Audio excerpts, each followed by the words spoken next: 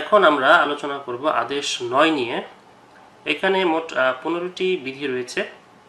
এখানে বলা হয়েছে পক্ষগণের উপস্থিতি ও অনুপস্থিতির ফলাফল, অর্থাৎ দেওয়ানি মামলায় যে পক্ষগণ রয়েছে বাদী এবং বিবাদী, তারা যদি মোকদ্দমার শুনানির সময় উপস্থিত থাকে সেই ক্ষেত্রে কি ফলাফল হবে, অথবা যদি অনুপস্থিত থাকে সেই ক্ষেত্রে কি ফলাফল হবে, এই বিষয় নিয়ে আদেশ 9 আলোচনা করা হয়েছে।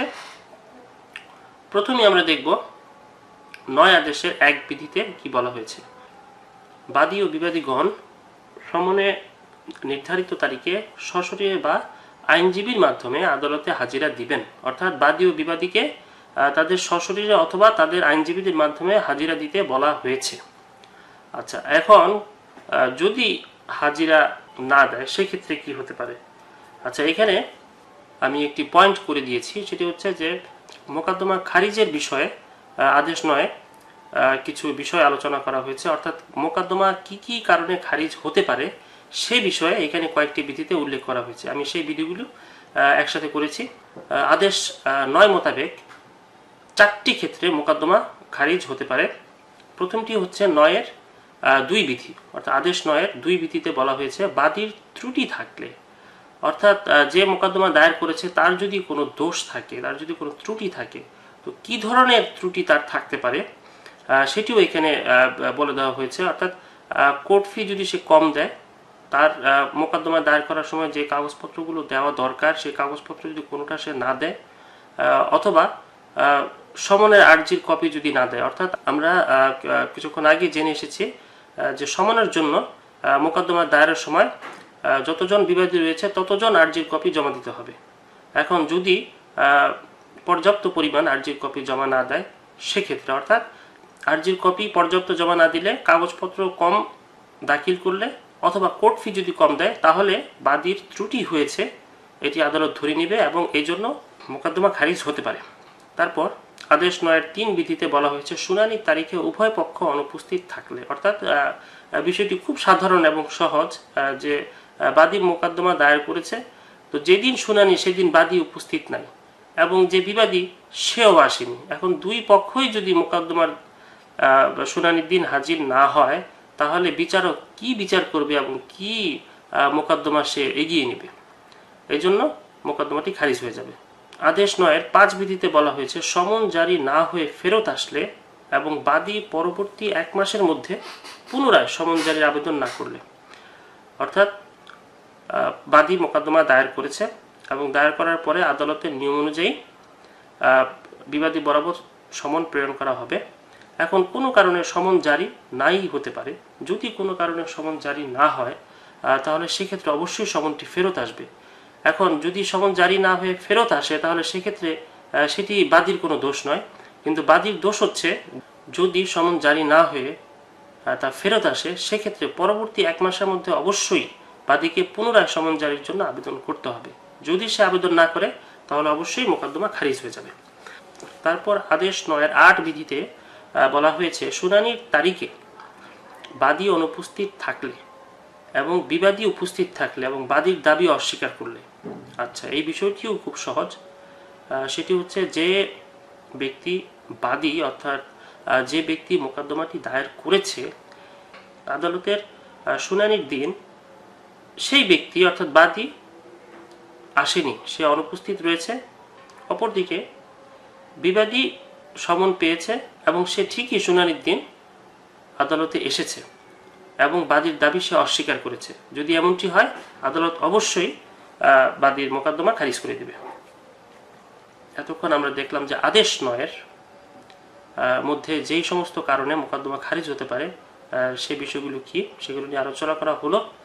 এখন আমরা দেখব যে মোকদ্দমা যদি খারিজ হয়ে যায় সেক্ষেত্রে কি করণীয় আছে, সেক্ষেত্রে কি করা যাবে সেটিও আদেশ 9 আলোচনা করা হয়েছে।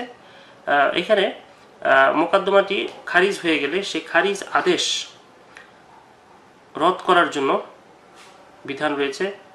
সেটিকে ইংরেজিতে বলা হয় সেট অ্যাসাইড অথবা ক্যান্সেল, অর্থাৎ খারিজ আদেশ যেটি হয়েছে সেটিকে ক্যান্সেল করার জন্য যে বিধান রয়েছে সেটি এখানে আলোচনা করা হয়েছে।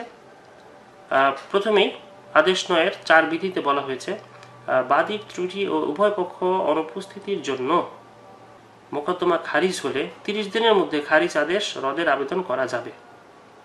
অর্থাৎ এখানে দুটি বিষয়ের ব্যাপারে বলা হয়েছে। একটি হচ্ছে বাদীর ত্রুটি।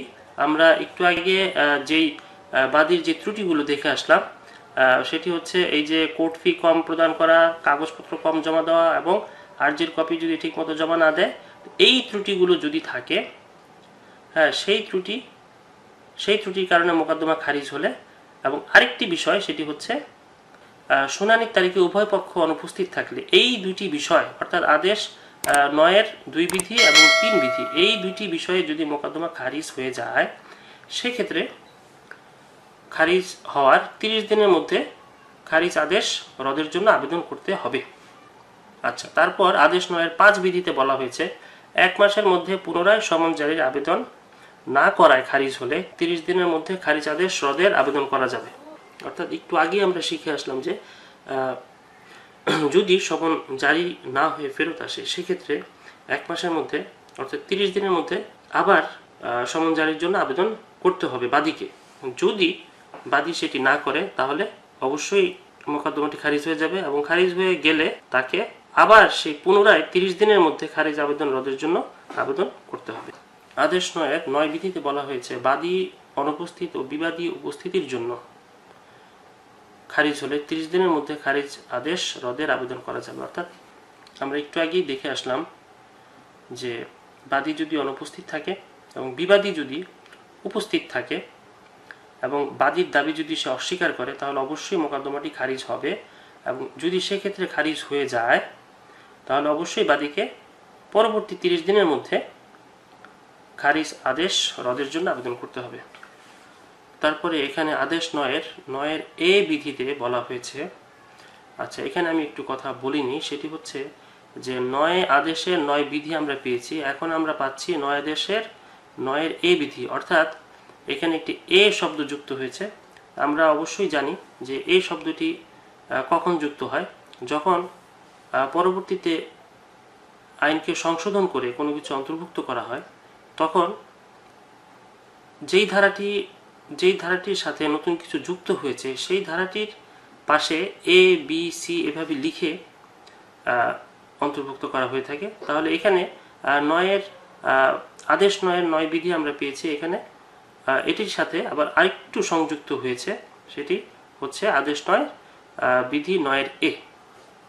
আচ্ছা, এখানে কি বলা হয়েছে? এখানে বলা হয়েছে বাদী অনুপস্থিত ও বিবাদীর উপস্থিতির জন্য খারিজ হলে 30 দিনের মধ্যে 1000 টাকা জমা দিয়ে সরাসরি খারিজ আদেশ রদের জন্য আবেদন করা যাবে। আচ্ছা, এখানে একটু ব্যাপারটি আমাদের বুঝতে হবে, সেটি হচ্ছে একটু আগে আমরা দেখেছি যে বাদী অনুপস্থিত এবং বিবাদী উপস্থিত।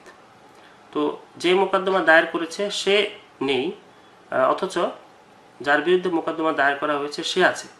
এক্ষেত্রে মোকদ্দমাটি খারিজ হবে এবং পরবর্তী 30 দিনের মধ্যে খারিজ আদেশ রদের জন্য আবেদন করা যাবে।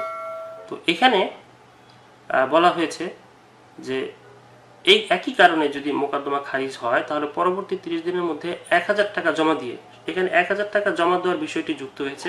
এখন 1000 টাকা জমা কেন দিব? এখানে বলা হয়েছে 1000 টাকা জমা দিয়ে সরাসরি খারিজ আদেশ রদের জন্য আবেদন করা যায়। এখন এই 1000 টাকা জমা দিলে আমাকে একটি সুযোগ দেওয়া হবে যে সরাসরি খারিজ আদেশ রদ করা যাবে। আচ্ছা, এখন এই ভাষাটির অর্থ কি যে সরাসরি খারিজ আদেশ রদ করা যাবে? এই ভাষাটির অর্থ কি? এই ভাষাটির অর্থ হচ্ছে যে 1000 টাকা যদি আমি জমা দেই, সেই ক্ষেত্রে আমাকে কোনো জবাবদিহি করতে হবে না, কোনো কৈফিয়ত দিতে হবে না, কোনো কিছু ব্যাখ্যা করতে হবে না। কোনো জবাব প্রদান না করে আমি সরাসরি খারিজ আদেশ রদ করার জন্য আবেদন করতে পারবো যদি 1000 টাকা জমা দিই সেক্ষেত্রে। আর যদি এমন হয় যে আমি 1000 টাকা জমা দিব না, তাহলে অবশ্যই আমাকে যুক্তি দেখাতে হবে, কৈফিয়ত দেখাতে হবে, কারণ দর্শাতে হবে যে কেন আমি শুনানির দিন অনুপস্থিত থেকেছি। কিন্তু যদি আমি 1000 টাকা জমা দেই, তাহলে আমাকে কোনো কারণ, কৈফিয়ত, ব্যাখ্যা, জবাব এগুলা দেখাতে হবে না। আমার কাছে আদালত কোনো কারণ শুনতে চাবে না। যেহেতু আমি 1000 টাকা জমা দিয়েছি, সেক্ষেত্রে আমার আবেদনটি গ্রহণ করা হবে এবং খারিজ আদেশ রদ করে দেওয়া হবে। তারপর আদেশ 9(6)তে বলা হয়েছে এই আদেশ অনুসারে আদালত একটি ক্ষেত্রে একতরফা ডিক্রির আদেশ দিতে পারেন। আচ্ছা, এখন একতরফা ডিক্রির আদেশ দিবেন। একতরফা ডিক্রি কি? একতরফা ডিক্রি হচ্ছে যে মোকদ্দমায় বাদী উপস্থিত থাকে এবং বিবাদী অনুপস্থিত থাকে এবং আদালত বাদীর কাছ থেকে সমস্ত কিছু শুনে এবং বিবাদীর কাছ থেকে কোনো কিছু না শুনে যে ডিক্রি প্রদান করে বাদীর পক্ষে, সেই ডিক্রিকে বলা হয় একতরফা ডিক্রি। অর্থাৎ আমি করিম, আমি আদালতে মোকদ্দমা দায়ের করলাম রহিমের নামে। রহিম যথারীতি সমন পেয়েছে এবং সে জানতে পেরেছে তার নামে দেওয়ানি মোকদ্দমা হয়েছে এবং তাকে তারিখ দেওয়া হয়েছে, আদালতে আসতে বলা হয়েছে এবং সে আদালতে আসেনি এবং আদালতকে কোনো কিছু জানায়নি। আমি করিম, আমি আদালতে মোকদ্দমা দায়ের করেছি, আমি আদালতে গিয়েছি এবং আদালতকে সব কিছু বলেছি। আদালত আমার কাছ থেকে সব কিছু শুনে রহিমের কাছ থেকে কোনো কিছু না শুনে আদালত আমার পক্ষে যে ডিক্রি প্রদান করবে তাকেই বলা হবে একতরফা ডিক্রি। আচ্ছা, এখন এই আদেশ 9(6) বিধি অনুসারে আদালত একটি ক্ষেত্রে একতরফা ডিক্রি দিতে পারে। সেটি কি? সেটি হচ্ছে যে বাদী উপস্থিত ও বিবাদী অনুপস্থিত এবং সমান যথারীতি জারি হলে। তা আমি যেই বিষয়টি বুঝিয়েছি সেই বিষয়টি এখানে উল্লেখ রয়েছে যে যে মোকদ্দমায় বাদী উপস্থিত থাকবে এবং বিবাদী অনুপস্থিত থাকবে অথচ বিবাদী বরাবর যথারীতি সমন জারি হয়েছে, তো সেক্ষেত্রে আদালত বাদীর কাছ থেকে সব কিছু শুনে এবং বিবাদীর কাছ থেকে কোনো কিছু না শুনে বাদীর বরাবরে যে ডিক্রি প্রদান করে তাকে বলা হয় একতরফা ডিক্রি। আদালত এই বিধান অনুযায়ী একতরফা ডিক্রি প্রদান করতে পারেন। আচ্ছা, এখন যদি একতরফা ডিক্রি হয়েই যায় সেক্ষেত্রে কি হবে? আচ্ছা, এখন যদি একতরফা ডিক্রি হয়ে যায় তাহলে আদেশ 9(13) বিধি মোতাবেক একতরফা ডিক্রি রদের জন্য কারণ দর্শিয়ে 30 দিনের মধ্যে আবেদন করা যাবে। অর্থাৎ বিষয়টি পরিষ্কার এবং সহজ যে একতরফা ডিক্রি হয়েছে আমার পক্ষে, এখন বিবাদী সে একতরফা ডিক্রি রদ করার জন্য অবশ্যই চেষ্টা করবে এবং সেই চেষ্টা তাকে করতে হবে এই আদেশ 9(13) বিধি মোতাবেক 30 দিনের মধ্যে উপযুক্ত কারণ দেখিয়ে আবেদন করতে হবে। তো এই যে আবেদনটি করবে বিবাদী, এই আবেদনটিকে আমরা আদালতে বলে থাকি মিস কেস, মিসসেলেনিয়াস কেস বলে। আমি এই মিস কেস এর উপরে ভালো একটি ভিডিও টিউটোরিয়াল আমি পরবর্তীতে দিব। এখন আমরা আপাতত এতটুকু শিখি যে 9 আদেশে 13 বিধিতে কতটুকু বলা হয়েছে অতটুকু শিখব। আচ্ছা, তারপরে আদেশ 9(13) বিধিতে বলা হয়েছে একতরফা ডিক্রি রদের জন্য কারণ না দর্শিয়ে 3000 টাকা জমা দিয়ে 30 দিনের মধ্যে আবেদন করা যাবে। তাহলে বিষয় ওই আগের মতোই পরিষ্কার হলো যে 30 দিনের মধ্যে বিবাদী কারণ দর্শিয়ে আবেদন করবে। এখন যদি বিবাদী কারণ দর্শাতে না চায়, বিবাদী যদি বলে যে না আমি কোনো কারণ দর্শাবো না, আমি আবেদন করব একতরফা ডিক্রি রদের জন্য, সেক্ষেত্রে তাকে 3000 টাকা জমা দিতে হবে। ওই যে একটু আগে আমরা আদেশ 9(9) বিধিতে পেয়েছিলাম যে 1000 টাকা জমা দিয়ে সরাসরি খারিজ আদেশ রদ করা যাবে, ঠিক একইভাবে এখানে বিবাদী 3000 টাকা জমা দিয়ে সরাসরি একতরফা ডিক্রি আদেশ রদ করার জন্য আবেদন করতে পারবে।